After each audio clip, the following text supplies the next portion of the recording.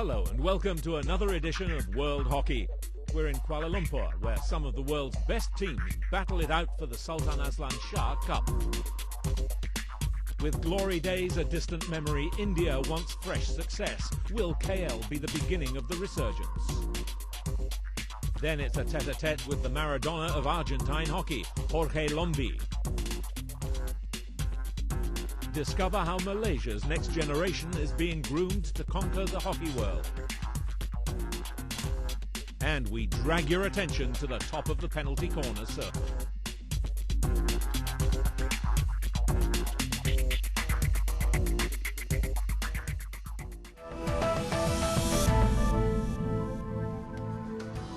England's BDO World Cup preparations got a boost as they carved out two hard-fought draws against the world champions Germany. 2-2 in Mönchengladbach and 3-3 in Cologne. England were 2-0 up in both games but succumbed to German pressure. The Australians have recalled Jamie Dwyer, Bevan George, Michael McCann and Stephen Molan to their team for the Sahara Champions Trophy after having rested them for the Sultan Aslan Shah Cup. Nathan Eglinton also returns after a knee injury. Pakistan hockey authorities are considering reducing Tariq Aziz's 6-month ban in a bid to get him back into the squad for the World Cup. Aziz was suspended following his attack on an Australian player in the Commonwealth Games final.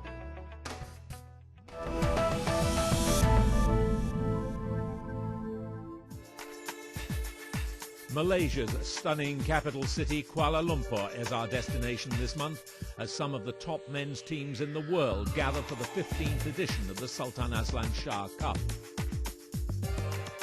The magnificent National Hockey Stadium in Bukit Jalil was the venue for the tournament that attracted 7 of the top 10 teams in the world, along with hosts Malaysia. The teams were divided into 2 pools, with the top 2 from each moving into the semi-finals. The tournament was an important warm-up event for September's World Cup in Mönchengladbach, and the teams were keen to see how they stacked up against potential opponents in the big event.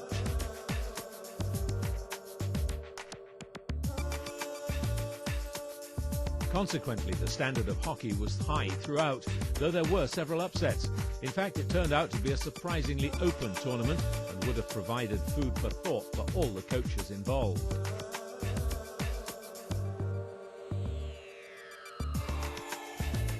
Eight-time Olympic champions India topped Pool A, while Australia scraped through on goal difference.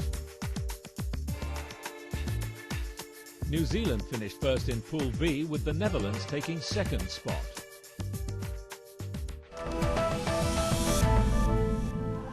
The first semi-final was between India in blue and the Netherlands in their familiar orange. Here are some of the highlights with commentator Anupam Gulati.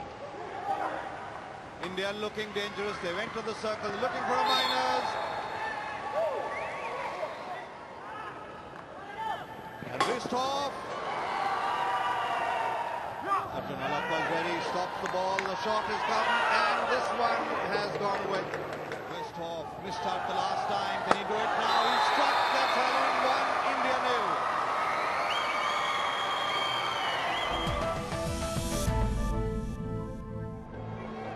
The other semi-final was an all-Oceania affair between New Zealand, wearing black, and Australia in traditional green and gold. And it was the Olympic champions who dominated from the outset. Warner strikes it home. It's the second goal for Australia. Eyes on the New Zealand goal. And it's the third one. Dorner gets a brace. Now Troy Elton. Oh, he's still holding on to that one. That's the 4th one for Australia, done in clinical fashion.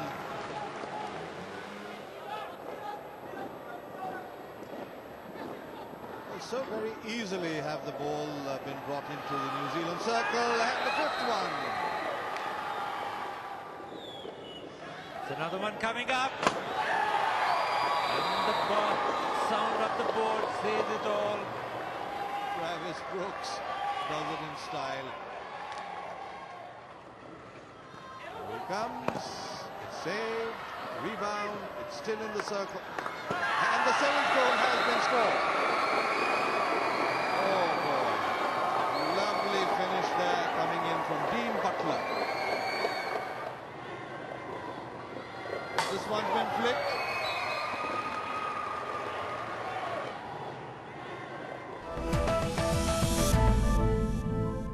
So it's an Australia-Netherlands final, and it's the Dutchmen who begin in style.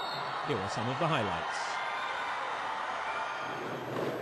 Standard set piece. Here comes Sekema, and he scored. It's 2-0 for the Netherlands.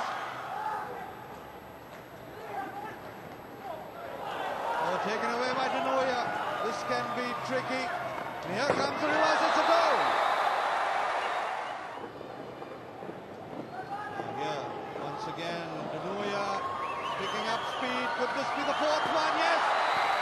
It's 4-0 for Holland.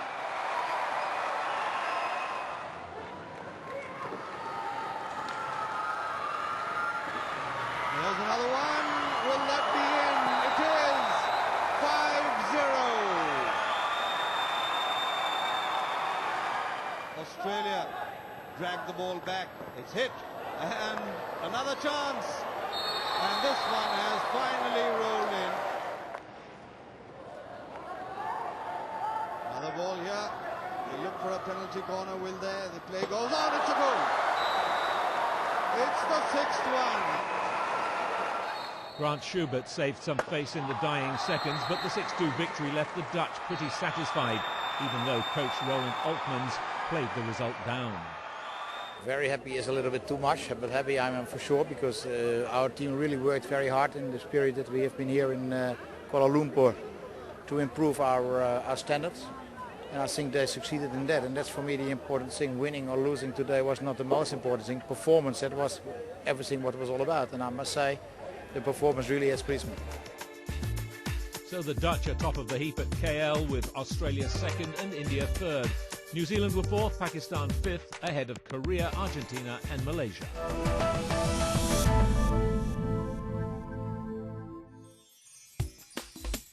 While the Netherlands were pleased with their Kuala Lumpur victory, the team that took most out of the Sultan Aslan Shah Cup was India, who finished third.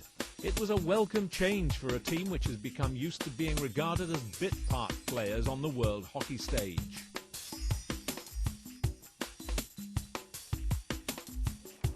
And coach Vasudevan Bhaskaran, who replaced Rajinder Singh Jr. after a string of disasters, was happy with what his team had achieved in his first big tournament in charge.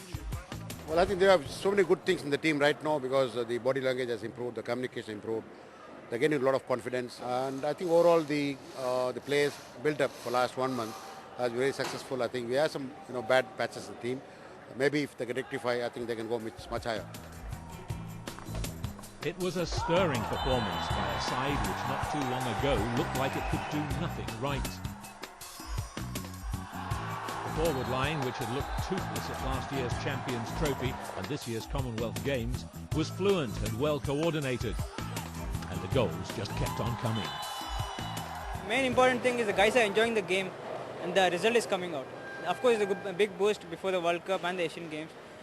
And guys are doing well, and it is very good to see the Indian team on the podium after a very long time. Relief was the overriding emotion for most of the team. Respectability had been achieved at last. Good thing is that we can go back to India with a smiling face. For the last 1 year, we're always putting our head down and we're walking back in the airport. This time it's very satisfactory, and I think back home the media will do a good thing for hockey also.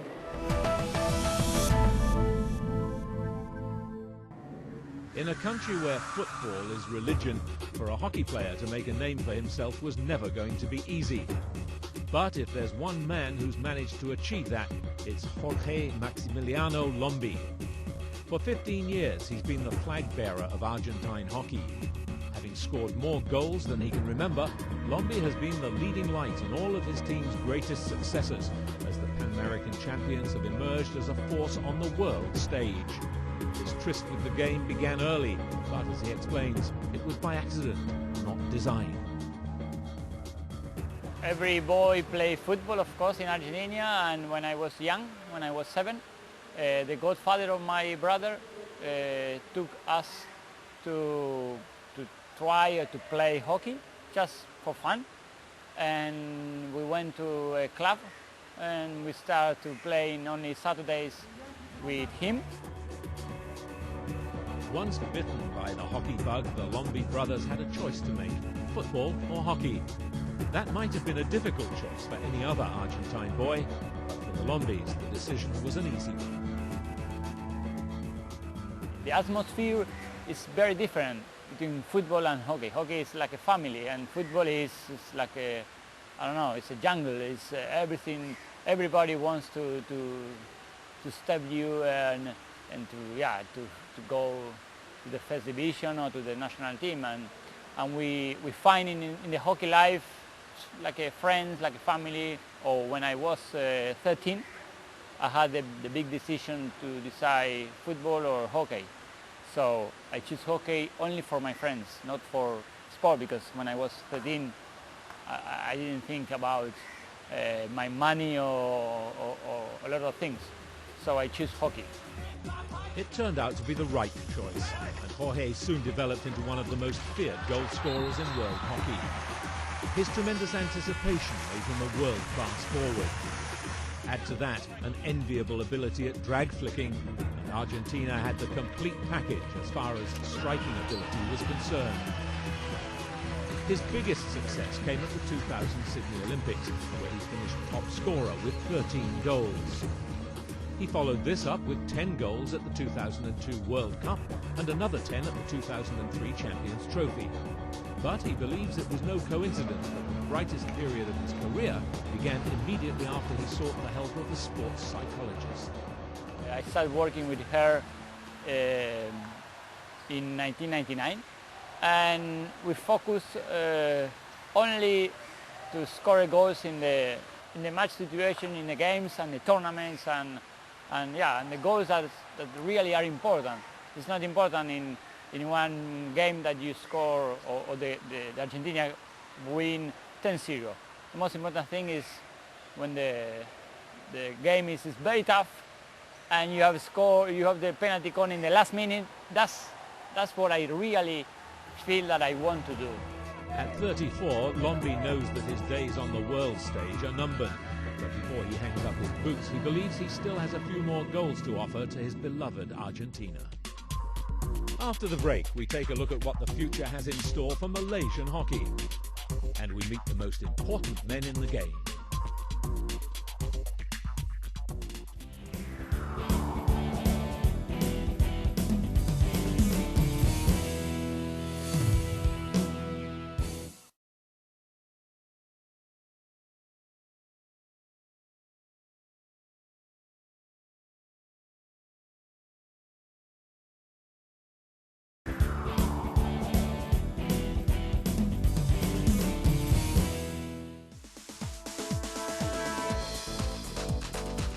Champions Trophy winners Australia may have lost the Aslan Shah Cup final, but they're top of the Sahara World Hockey team rankings.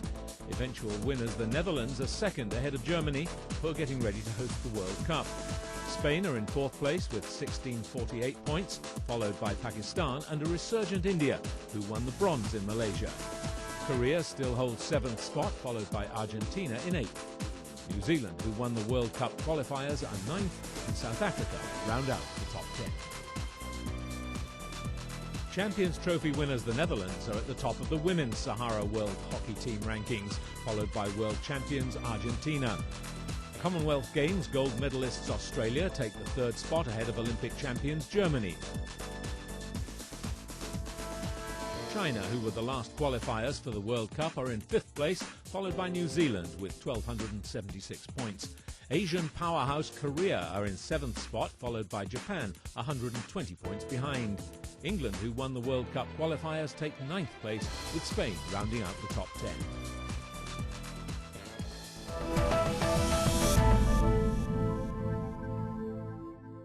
Malaysia's hockey team has never been known for its consistency. But even by its own standards, 2006 has been a year of wildly fluctuating fortunes. A bronze medal in the Commonwealth Games early in the year, ahead of higher-ranked teams like India, England and New Zealand, meant the team was off to a flying start. But then, just a few weeks later, came disaster.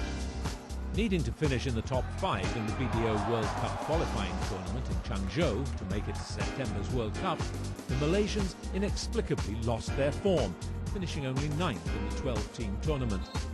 The team was at a crossroads once again. But as long-term skipper Kuhan Shanmuganathan explains, things are not as bad as they seem. Definitely not happy not making it to the World Cup. I mean, that was our primary target this year, and we were out of it.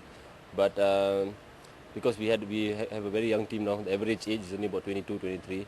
So it's a process where we're building up the team, and probably it'll take a few years to build up the team. But we hope to do quite well in the Asian Games. That's our target now, since we're not in the World Cup. Those who follow Malaysian hockey closely are confident that the team will be back among the game's elite very soon. One of those is former coach Paul Lisek, who's now in charge of Malaysia's development program. Malaysia is well known since a long time for good hockey. There's a hockey history. They have good potential of players. All over the country hockey is well known, and they love the game. And I think the future for Malaysian hockey is maybe positive, is very good. But we have to improve a little bit the structure of our system of development. We can build the players' basics better, earlier. Let's say under 12, under 14, under 16, these age groups, and give them more international exposure. It's with the aim of instilling the basics early in a player's career that the idea for centres of excellence first came up. One of them is the Bukit Jalil Sports School, just a stone's throw away from Malaysia's National Hockey Stadium, where the next generation of players is being groomed. Founded in 1996, the school has become the nursery for Malaysian hockey, and almost half the present side have been through the doors of this institution. Coming to Bukit Jalil Sports School is like a stepping stone into the national team, whether it's age group team, national under 16 or national under 18. I think that is one of the reasons we have now a big group of pool of players. About, if you look at from the age of 13 to 19, we have about 55 players in the Bukit Jalil Sports School. Malaysian Hockey Federation and the National Sports Council, they put a lot of efforts and a lot of money in this system of developing. This is one important stone in that house what we are building. The centres of excellence have proved a huge success in providing a steady stream of young talent to replenish the national pool. And with Lisek providing the blueprint, a well-thought-out program has been devised to develop specific aspects of the youngsters' game. What we are lacking is to improve our physical fitness situations. That is one point. But not when they are already in the senior teams. Earlier, when they're in the lower age groups, when they're young with 12, 14 years. I think there is not enough knowledge about this, how to build up the players, what to do, what to train in physical and also in technical situations, so that the players are ready when they are 16, 18 years old.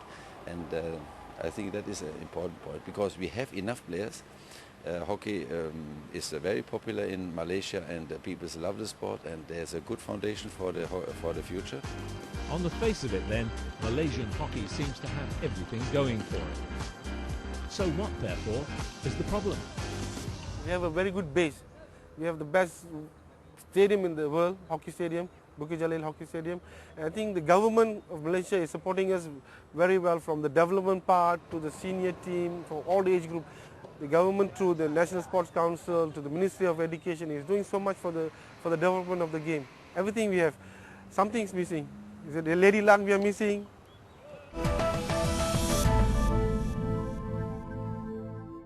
Goals are what hockey is all about, so in each show we're bringing you our pick of the top goals of the month. And the Sultan Azlan Shah Cup had its fair share of super strikes.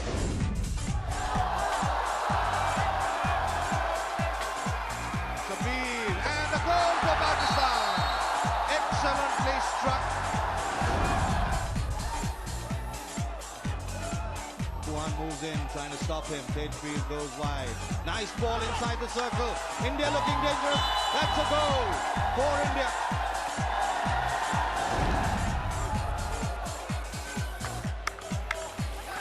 Here's Pakistan looking dangerous. With the reverse goal. Pakistan's third comes in with a crisp one.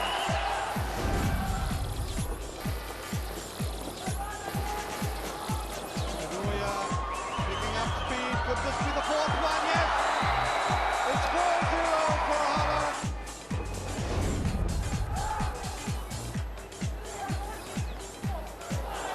Taken away by Aduya. This can be tricky. Here comes the reverse. It's a goal.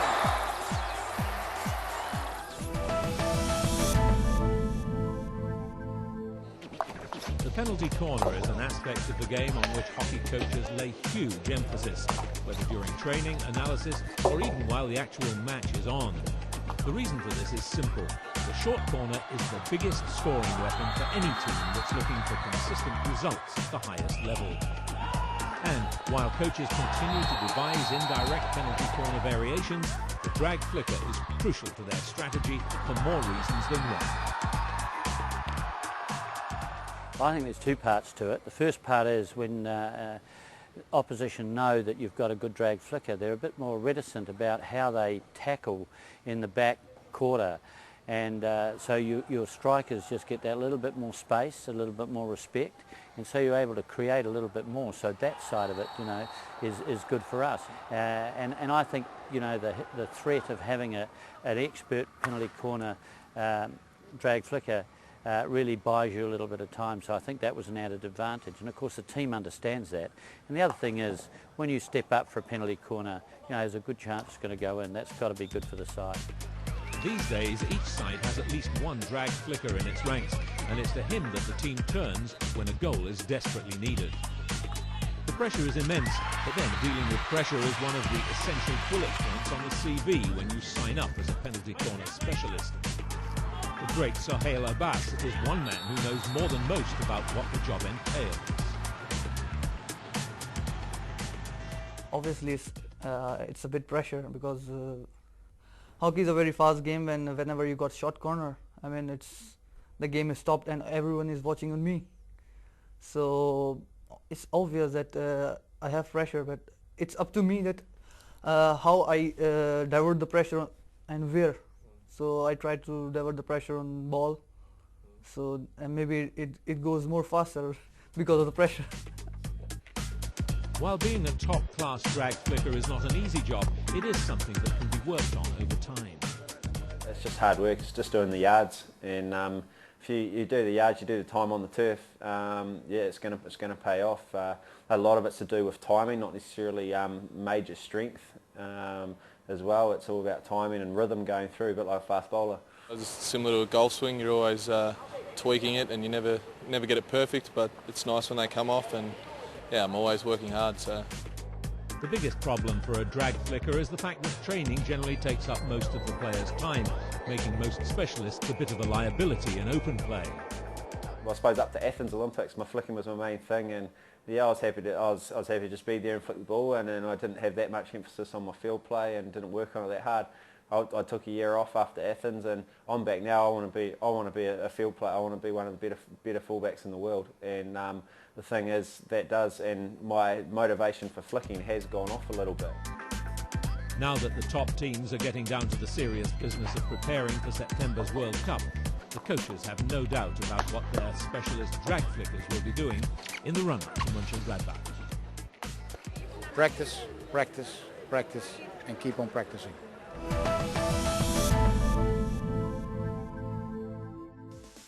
Before we go, let's take a look at the World Hockey calendar of major events. The Sahara Champions Trophy will be played at Terrassa in July, where Spain will host Argentina, Australia, Germany, Netherlands and Pakistan. In September, the BDO Men's World Cup will be played in Mönchengladbach, where the hosts Germany will defend their title against the top teams of the world. This is to be followed by the Samsung Women's World Cup in Madrid, Spain. Argentina will defend their title here against the top women's teams. The US women will host Argentina, Australia and Netherlands in Virginia Beach in a two-leg invitational tournament. And Germany will host Spain, Netherlands and Pakistan in August. The Invitational Men's Tournament in Hamburg is part of the preparation for the World Cup.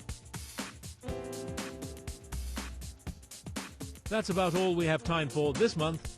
Next month we'll have all the action from the Women's Champions Trophy at Amstelveen.